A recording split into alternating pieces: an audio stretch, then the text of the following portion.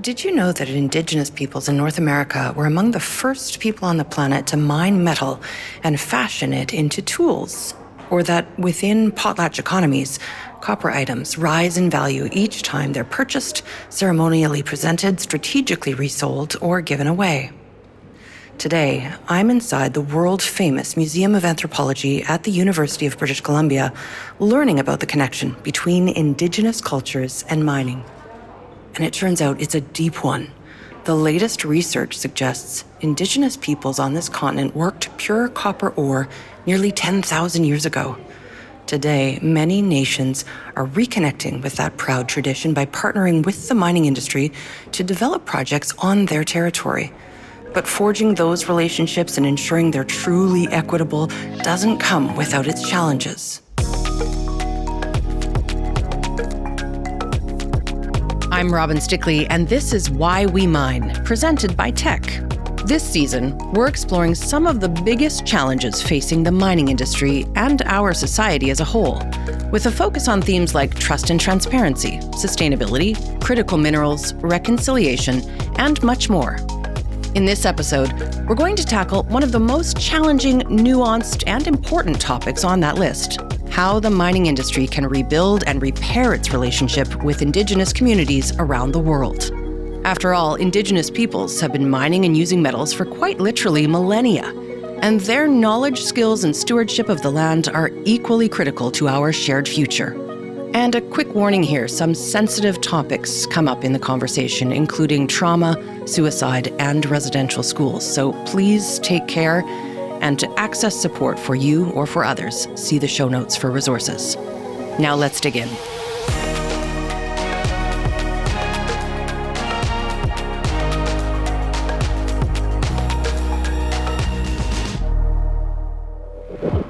The relationship between Indigenous peoples and resource-based industries has historically not been a healthy one. But today, mining is the largest private sector industrial employer of Indigenous peoples in Canada on a proportional basis. Today, I'm pleased to introduce two people who are intimately familiar with both sides of that proverbial coin. Christy Smith is Senior Vice President of Indigenous Engagement and Human Environment at Falkirk Environmental Consultants. John Desjarlais is Executive Director of the Indigenous Resource Network. Christy and John, thanks so much for being here and welcome to Why We Mine. My pleasure. Yeah, exciting. We like to give listeners a chance to get to know our guests right off the bat. So why don't we start with a little bit of background from each of you. Tell us a little bit about yourselves, your roles, and how you landed there. Yeah, sure. First and foremost, I'm from Comox First Nation. I would say I've been working in engagement, mostly in the mining industry, for my entire career of probably 26 years now. And about 5 years ago, there was a group of us consultants that got together and founded Falkirk Environmental Consultants, of which I'm the senior vice president of. But really, my work has evolved, I think, through the last little bit, just because of the important focus that has been kind of in the background for so long in mining, and that's in the human environment and really the Indigenous government-to-government sphere. And John? John Desjarlais, Cree Métis from northeastern Saskatchewan, so Kaminiscomanagoskak, Island of the Big Trees, which is Cumberland House. It's a historic settlement. My experience with mining is, I think it would be about that 23, 24-year mark. 17 years directly working for a mining company in a variety of capacities, a variety of roles, environmental, radiation protection. It was a nuclear company, a uranium mining company, and maintenance and reliability engineering. I was a general contractor, and so serving energy and mining organizations and economic development as well too, which led me to the Indigenous Resource Network, a collection of people like us who worked in industry but are Indigenous, very much connected to our culture and identity. How do we kind of move discourse forward? There's a sensationalization about Indigenous sentiment and kind of the public forum is how do we make that a little more objective, and what we felt was a little more realistic and draw those things closer together, government, industry, and Indigenous people, and bring the public along. Happy to have you both. I want to start, Christy, by asking about the book. You co-wrote the book. I've got my signed copy here next to me, which I've been thoroughly enjoying. It's called Weaving Two Worlds, Economic Reconciliation Between Indigenous Peoples and the Resource Sector. What was the need that you were addressing in writing it? Well, first and foremost, I should say, being that we come from an oral background, actually developing something in the written form was quite intimidating.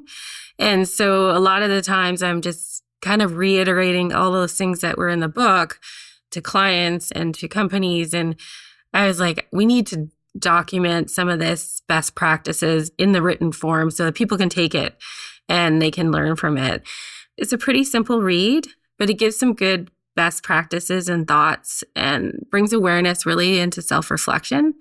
Because every time we're engaging with even just your neighbor, how are you coming to that interaction, right? And I think that's a really important thing in the industry where there's sometimes a lot of fear from proponents to like, how do I start this conversation? Am I going to get yelled at? Is there historical legacies? And there is.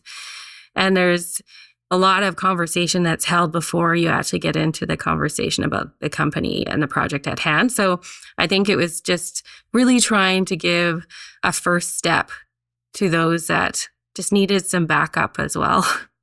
It's interesting you talk about that fear. It's almost kind of like a fear of rejection in these relationships, in those initial stages of engagement. John, is that something that you're familiar with? Absolutely. There's a way to go yet. And so we've closed that gap. But in terms of understanding Indigenous communities and proponents and understanding some of those realities, socioeconomic and culture. And so, I think in the past, usually development just happened regardless of communities and those realities. But now, there's jurisprudence, but there's also a desire, which is really exciting. And so organizations are not just being forced, they're wanting to develop those relationships in earnest. And so how do they do that? And how do you reconcile past practice, right? And so how does a company who has had a poor relationship establish a whole new relationship? And what does that look like in engaging with those communities, engaging with people? How do you make those steps? How do you heal? How do you fix? But if it's a new relationship, how do you engage in that? And there's some distrust, but Indigenous people are fairly forgiving. I think the truth and reconciliation process is a testament to that, Indigenous people wanting to move forward. But yeah, absolutely. There's that trepidation, there's that fear, there's rejection, right? And so the business, of course, is tied up with it. And so there's still a lot of complications, but I think resources like Christy's book are incredible to be able to understand that context and then start to move forward. Yeah, I'm learning so much myself in reading the book and in just doing a deep dive into some of these topics, because I think for some of us, it's kind of, well, wait a second, isn't this just about business? But it's not. It's about so much more. It's really about relationship. Mm-hmm. Absolutely. It's relationship and relationship first, and about building trust. And then everything kind of follows from there. And Western ideology is about transaction, is about business, about profit. If we can establish those things, then we can build a relationship. That's a really fundamental difference. And you establish that relationship and everything kind of comes through there. And there's distrust in that process. How do I know? How do I manage risk? And how do I know we're going to make money? You will. But if you prioritize relationship, that's the real value.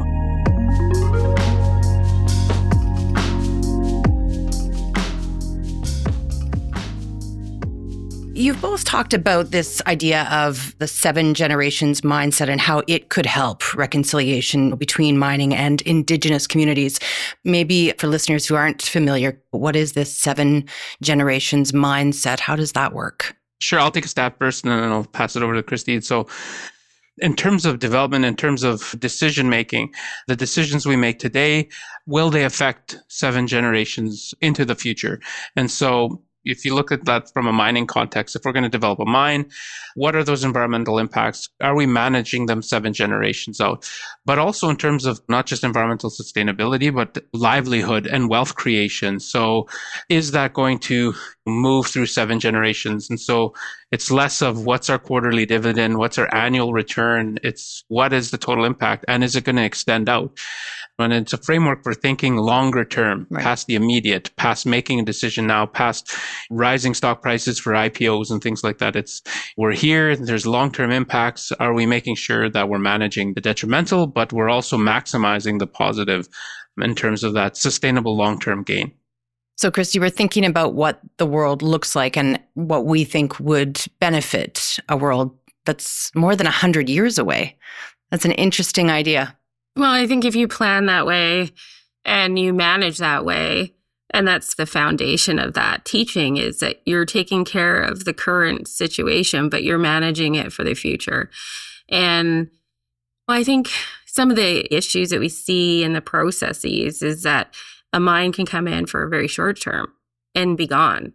The nations that are around that site are there forever. So the concept of applying the 7th generation lens is really important, but I think it is also sometimes a real struggle in that, okay, we're here for 20 years. How do we apply this 7th generation teaching? And what does that look like? What is the legacy that this project can support and help 7 generations to come? So it's a really valuable teaching, and I think it should be applied, but I do see the struggles of trying to apply it for every project. How do we reconcile this long view, this 7 generations mindset on this side? And then, of course, there's this urgency, right? Specifically around critical minerals, specifically around green energy transition. And so are those two things fundamentally opposed to each other? How do you reconcile that? There is a critical mineral requirement in the world. We see that. But nobody's slowing down in that sense of urgency to build that relationship, to understand those teachings and how they can be applied. I think too many times there are a misunderstanding of how communities work and how it's not only the mining project that is their front and center focus, it's mental health. There's other things that are impacting our communities that need addressing. And I think that's where the disconnect seems to be, is just understanding what the nations are actually managing and how to build that relationship and have those discussions, and what level of urgency are you using, if that makes sense.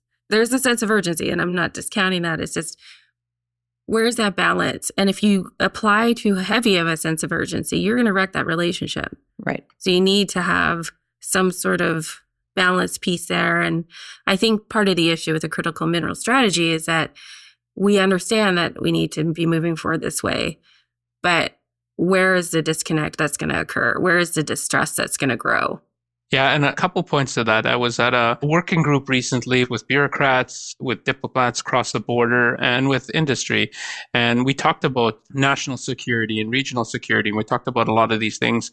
And when I kind of sat back and then I was asked, what do Indigenous communities think? And I was like, I wish we had the luxury of thinking about energy security and world security. We're still dealing with abject poverty. It's not to lessen the importance of a national strategy and the importance of security, but Indigenous people need to be brought in that conversation. But at the same time, we need to bring Canada even deeper into the conversation of abject poverty. And then there needs to be responsibility on either side. And so I see it being reconciled in terms of that view of sustainability. How do we get critical minerals out of the ground quicker without compromising on integrity of process, integrity of consultation? It's that view of sustainability. And so in my experience, things in the past were about right now. And so when you develop workforce and training and development or community development plans as it relates to mining, those need to have a longer outlook. And not that they're going to cost more, they just need to think differently as opposed to right now. What does our spend look like right now in business? And we got to look at the sustainability of that. And same thing with the environmental side. And so when we're developing those relationships, when we're building those plans to build mines, exploring and build mines, we need to think about what that relationship with the community looks like in perpetuity with that development. The community just needs to be brought into that process, empowered in that way. And so I find that they want to support it. They want to support the regulatory process, make it more efficient. And so I see sustainability in 7 generations being reconciled with the urgency to develop minerals. We just need to make it more prevalent and commonplace, common practice, right? It can be done. It's being done. We just got to make it more common.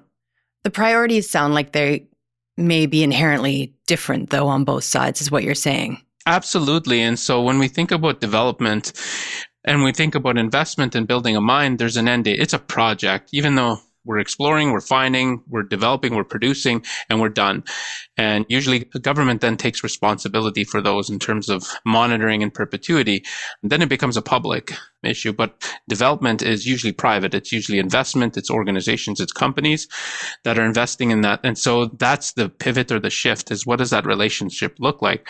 And I've heard developers say this, and it's really inspiring that people are getting it. We want to leave those communities better off because of our development, not worse off. And so there's a way to think seventh generation. There's a way to reconcile it. So when you're developing through that entire operational life cycle, are we leaving the community better off? Are these choices leaving the community better off? Is there more skills and capacity and resources? Have we addressed some of those socioeconomic issues? It's such a different way of looking at that relationship, as opposed to let's send them some jobs, some contracts, some dollars, and then hands off. And then that builds confidence and trust, builds relationship with those communities, and they're champions for development if they're involved in that way. Christy, when I say the words true partnership, what does that mean to you in the context of involving Indigenous peoples in resource extraction? Is that a realistic goal? Oh, yeah, I think so. And it depends on the nation's approach, right? Across Canada, we have a very wide variety of approaches to mining. Some nations don't even want to participate at all because they're consenting to something that is against their Indigenous laws, all the way to nations that are fully participating as partners in mining exploration and into the development phase. So I think true partnership depends, and it's being structured so differently across Canada right now. The one thing that's really interesting to me is that it's evolving so quickly that we see new different types of partnerships come out every few months.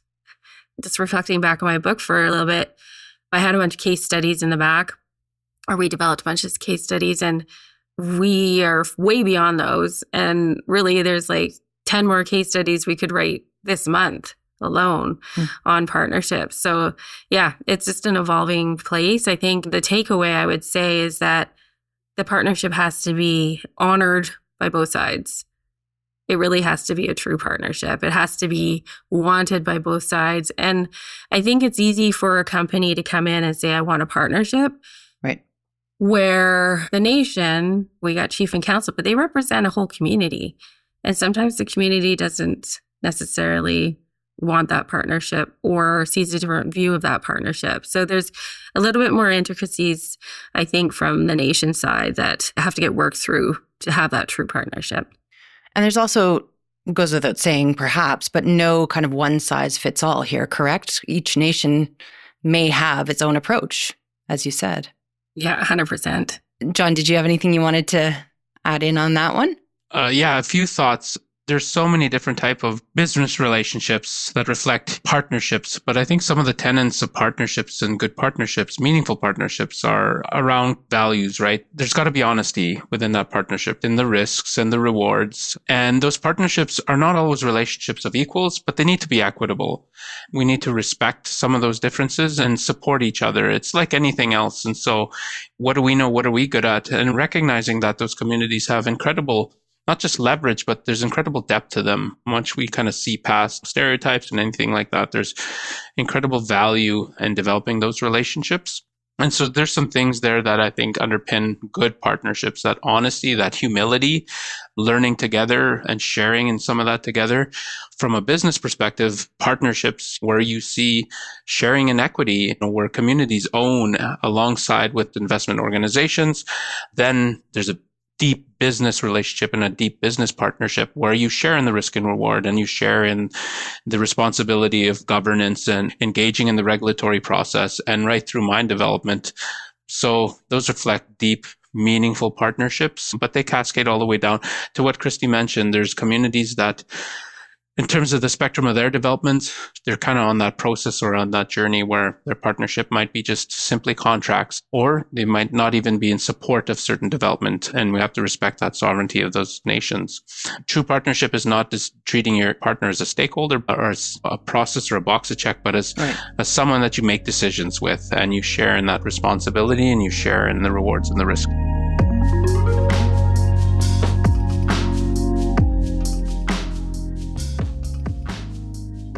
I want to shift over to workforce and labor for a second now with you both. In terms of the hiring and the retention of the workforce within Indigenous communities and tapping into some very specific skill sets, what does the resource sector need to be bearing in mind and need to understand in terms of cultural differences that apply here? To anything, even like a job interview and how that goes? Yeah, absolutely. There's so many things. In terms of recruitment, job interview, it's really interesting. Expecting people will have cell phones and you can call them or immediate landline. We heard a company say we had a tough time engaging with the resumes and everything like that. Some of them didn't have phone numbers, some of them didn't have emails, and we had a tough time. And so they created a process where it was really cool, where they called the community and the people engaged with the community center. And then there was a way to follow up with that in terms of recruitment. But even stepping back, some of the advisement that we give is really, if this is about economic reconciliation, and we say it is, then we have to recognize that we're recruiting from not just our business needs. We need to recognize that several Indigenous people are carrying a lot of trauma, intergenerational trauma, carrying some of those socioeconomic impacts in terms of our connection to suicide and suicide ideation and health. So there's all these social issues. So when we're recruiting, I think we need to be sensitive to that. And a really good example is where policy was adapted to reflect some of those realities were bereavement leave. And so you see labor code and bereavement leave, it's a nuclear family, but that's not the reality in Indigenous communities. There's kinship ties, they extend out. I could be just as close with my second or third cousin. If we lost them, I couldn't take time off work. Policies that reflect being able to engage in ceremony and sustenance and things like that. And so in terms of recruitment and retention, there's so much more I think we can be doing as an industry to engage with Indigenous people and community, not to fit them and shoehorn them into the labor code and standards and everything, but to adapt policies so that it's more reflective of and sensitive to some of the things I think that Canada was stripping away over the last 100 years. Those are good. Mm-hmm. I was also thinking, I was just recently on a project, a couple projects actually, where this was disclosed that the mine site or the development is offering nation members a lot of money to go work there and opportunities, which is great. But what happens is a little bit of that depletion of some of those members were working in administration and supporting the community as a whole. And so on the one hand, there's an opportunity, but sometimes the company needs to understand that you're almost resource depleting a community as well, especially if they're close by. So understanding, I think, those responsibilities in some way and how to help that piece is really important. Everybody has their own option to work wherever they want, but I have seen some of that issue arise when you've taken the lands manager, put them at the site, and now you're not getting a response on your permit application. So it's sort of a catch-22 in recruiting. Eye-opening answers. There are so many things that the mining sector does need to consider. I want to talk trust. As you know, this is a big issue. It's also been one of the major themes of the podcast, Why We Mine, and we wanted to really focus in on it this season. How has trust between the mining industry and Indigenous communities, how has it been fractured in the past? Yeah, so I think development happened regardless of who's around, what rights, what land use, and anything like that, with minimal engagement in the past. And so agreements, benefit agreements, anything like that have only become commonplace and only started to, I think, surface and manifest 15, 20 years ago, and weren't commonplace then. And the permitting process was incredibly light in terms of inclusion and engagement of Indigenous people. And as we saw duty to consult evolve over the last 30 years, it was about economic growth. It was a very utilitarian approach. We need those resources. Government gives access to those resources. Companies come, stimulation. And there was very little thought given to communities that were in the proximity of that development. And so when you have a development happen like that, with no respect in that relationship of Indigenous communities, there was never any trust to begin with to be had. And so there was never an opportunity to develop that trust. So it was a very distrusting relationship, and where there's a severe environmental impacts, tailings facilities, to an abandonment of all sorts of facilities, and Indigenous people still trying to figure out how to not only remediate, mitigate, but how to exercise rights around those areas. So that's the historical context. And as we move through that, things have evolved drastically. I don't know about rapidly, but certainly drastically over a period of time. And it was a very transactional relationship, and it stayed that way. And Indigenous people felt that and felt undermined and felt it wasn't an equitable relationship. It wasn't a relationship. We're talking 1 or 2 generations. So that memory's there. People still remember it. So we have a lot to overcome. But again, I come back to that point. Indigenous people don't want to carry that. They want to move forward in more meaningful ways. And I see more forgiveness, and I see more understanding that there's a whole new group of developers with a different sentiment and a different mindset and a different level of expectation how to involve those communities. And I'm glad I'm seeing communities see that, and trust is being built quicker, not having to carry some of those legacy issues. But they're still there. There's still wounds. And I think that's where we came from historically. Yeah, there's still a lot of box ticker companies out there. And I think it's not that we don't talk to other nations, or nations don't speak to other nations about certain players in the industry or the distrust. So I think there's still a lot of work to do in that area. I think there is a lot of trauma associated to a lot of these sites, because a lot of the sites that are currently operating or have historically been left behind came about at a time where our communities were in residential schools and they were being taken away. And so there's really that trauma associated with a lot of this infrastructure. I'm just thinking in BC, the damming of some of the waterways and things like that where people were displaced occurred all around that same time. And so I think the trauma that our members are maneuvering through and healing from also is associated with development and with infrastructure that's been put in place. And that's a big deal. That's a hard thing to overcome. So how is industry rebuilding that trust now? And maybe you could speak to what can be done or what needs to be done going forward to keep building on those more positive relationships. What I'm finding through a lot of the work I'm doing is we spend a lot of time talking about that trauma. And I think sometimes companies are uncomfortable in that space and want to just kind of move forward and talk about what are the opportunities and talk about the positive. And I think we need to have those stories be told. And sometimes it means our elders are telling those stories 3 or 4 times before actually wanting to talk about the project. So I think time is a factor. Even though we're in a sense of urgency, we need to listen. And we need to allow people to heal through words and stories. It's going to be a process. And for every other person, it's going to be something different. It's going to be different for my generation versus my father's generation versus my grandmother's generation. But I think we're on the path of healing, and this is part of it. Yeah, I absolutely echo that sentiment. We talk a lot about reconciliation, economic reconciliation, but it's truth and reconciliation. And it needs to be truth before reconciliation. Indigenous people need to feel, and not hold responsible, but they need to feel people understand that truth piece, right? In terms of the trauma, in terms of that past relationship. Just want to be heard from that perspective. And that's why I absolutely echo that sentiment. And there needs to be cultural humility with proponents and developers and organizations, learning and giving space to Indigenous people to express that, to express ourselves, right?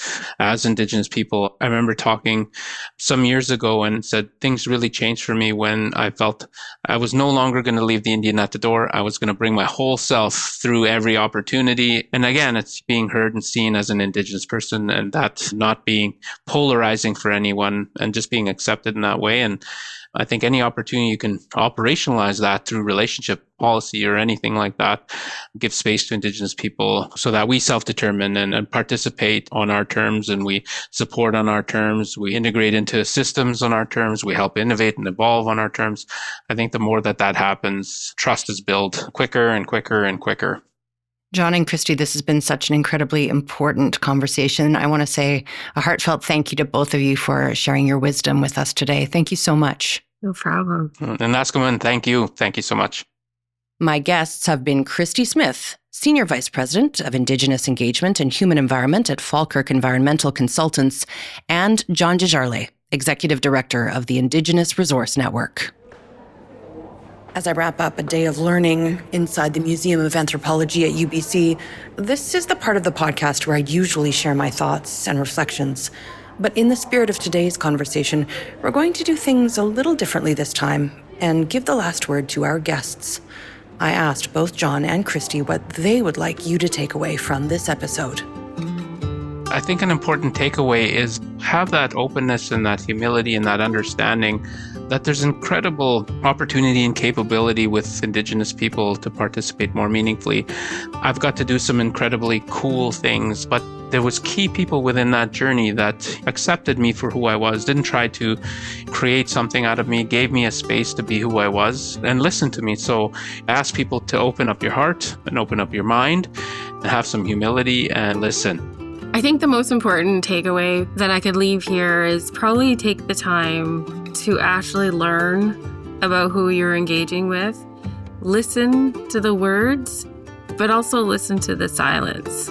I don't think people pay a lot of attention to silence in conversation or silence in responses. So it's really understanding that conversation and really understanding the individual that you're speaking with. I'm Robin Stickley, and this is Why We Mine, brought to you by Teck. I'd like to acknowledge we touched on some difficult topics today. If you or anyone you know is struggling or you'd like to learn more about anything that came up in our conversation, you can find resources in the show notes of this episode.